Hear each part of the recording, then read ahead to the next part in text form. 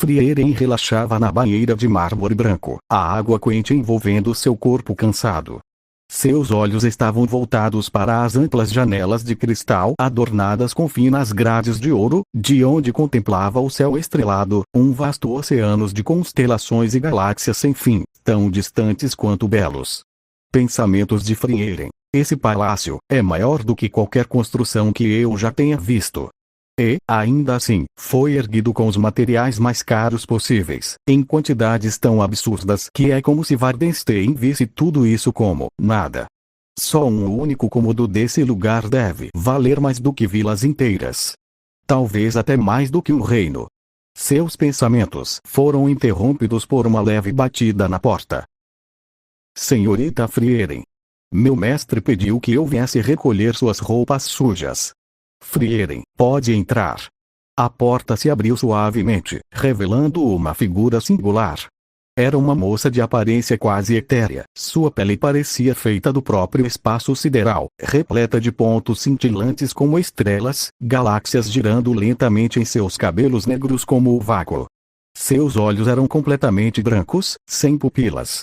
Não possuía boca visível, e dois pequenos chifres enfeitavam sua testa.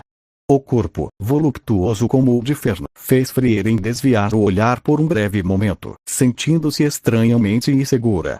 Em sua cabeça havia uma coroa de valquíria, fina e reluzente. No pescoço, uma gargantilha metálica de aspecto antigo, quase ritualístico. Sua vestimenta era feita de escuridão solidificada e placas de metal prateado, formando um traje de odalisca elegante, mas simples. Meu nome é Musa. Sou serva e melhor amiga do mestre Wardenstein. Frieren. Oi, Musa, eu queria te perguntar algumas coisas, se não for incômodo. Musa, claro, senhorita Frieren. Pergunte o que desejar. Frieren se pôs de joelhos dentro da banheira, tentando ter uma visão melhor de Musa, enquanto a mesma caminhava pelo quarto, ajeitando pequenas coisas com gestos suaves. Frieren, Wardenstein me disse que veio do mundo real, e que dependemos dele para continuar existindo. O que ele quis dizer com isso? Musa, parando por um instante, com um brilho suave girando dentro de seu cabelo estelar, imagine que você escreve um livro. A partir do momento em que a história nasce, você pode fazer o que quiser com ela.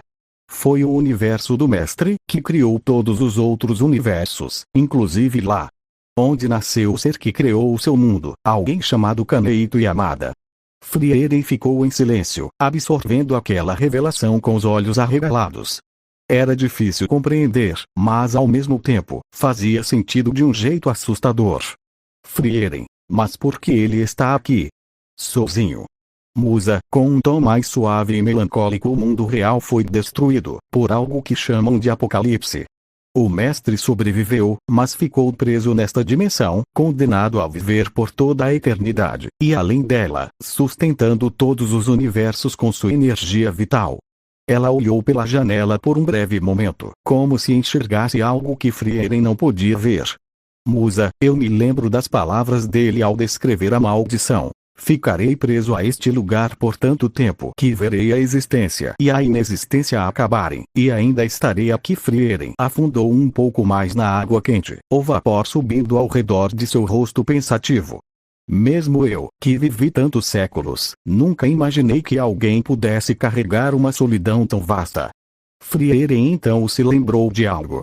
Wardenstein havia lhe dito que ela só estava naquele lugar porque havia encontrado algo que não devia.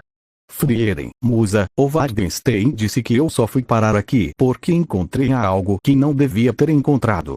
O que ele quis dizer com isso? Musa, parando por um instante, enquanto ajeitava uma toalha sobre um banco de pedra, você provavelmente viu, e tocou, uma das linhas de energia vital enquanto ele tentava realizar uma invocação. Frieren, invocação. Mas, quem ele estava tentando invocar? Musa, com um sorriso sereno, como se fosse algo comum, uma esposa. Alguém com quem ele pudesse compartilhar a eternidade. Frieren, ficando visivelmente corada, arregalando um pouco os olhos e espera, aquela invocação era matrimonial. Musa, ri de forma sincera e leve, a risada ecoando suavemente pelo quarto. Não se preocupe. Ele estava tentando invocar outra mulher. Você acabou interferindo por acidente. Frieren, suspirando aliviada e se afundando um pouco mais na água quente. Ufa, e quem ele queria invocar, afinal? Musa, voltando a caminhar, agora até uma janela, onde começou a limpar o vidro com um pano encantado a Kami. Ele acredita que ela tenha personalidade mais compatível com a dele. Disse que entende tudo o que ela passou, que ela merece ser amada, cuidada, mesmo sendo uma assassina. Houve uma breve pausa. Musa parecia perdida em seus próprios pensamentos enquanto limpava o vidro com movimentos suaves e precisos. A luz da lua refletia em seu cabelo estelar, girando como uma galáxia viva. Musa, eu compreendo os sentimentos dele por ela, mas, sinceramente, não acho que daria certo. A Kami é uma mortal. E o processo de adaptação seria cruel. Já vi meu mestre passar por isso nos primeiros séculos aqui. Não desejo que ele sofra tudo aquilo de novo. Descendo um pouco mais, Musa se abaixou e começou a arrumar algumas decorações deslocadas próximas à lareira. Musa, a noiva ideal para ele seria alguém que já conhece a eternidade, alguém que não teme o passar dos milênios. Alguém como você. E, para ser honesta, acho que ele está começando a perceber isso. Cada vez mais ele parece desanimado com as invocações. Frieren, virando o rosto, levemente pensativa. Então, por que ele não se casa com você? Musa, se levantando com calma e olhando diretamente para Frieren com seus olhos brancos e serenos. Quando o mestre me criou, ele não conseguiu me completar totalmente. A raça em que ele me baseou, os sapiens celestiais, não tinha uma fisiologia reprodutiva definida. Os criadores daquele universo nunca explicaram isso. Então, ele não pôde terminar de me moldar como uma mulher plena. Ela fez uma pausa e tocou levemente a gargantilha em seu pescoço, como se aquele objeto carregasse mais do que um simbolismo ritualístico. Musa, além disso, mesmo que pudesse, eu nunca me sentiria satisfeita. Sempre pensaria que estou me forçando a algo, apenas para não vê-lo sofrer. Eu devo tanto a ele por ter me criado. E, no fim, ele sempre me tratou como uma irmã mais nova. Frieren, com um olhar levemente surpreso e melancólico. Nossa, eu nunca tinha parado para pensar nisso.